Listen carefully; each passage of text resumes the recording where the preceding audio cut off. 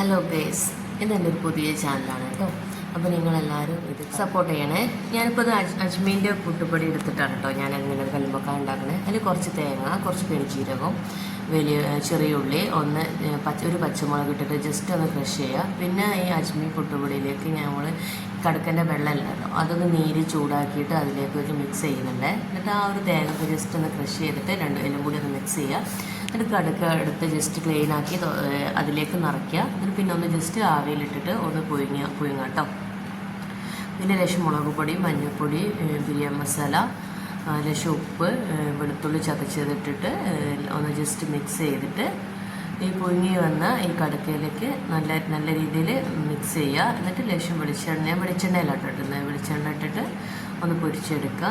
നല്ല ടേസ്റ്റാണ് കേട്ടോ. ഈ അജ്മീൽ പുട്ടുപൊടിയിൽ ഉണ്ടാക്കുമ്പോൾ നിങ്ങൾ ഒന്ന് ട്രൈ ചെയ്യട്ടോ. Must try.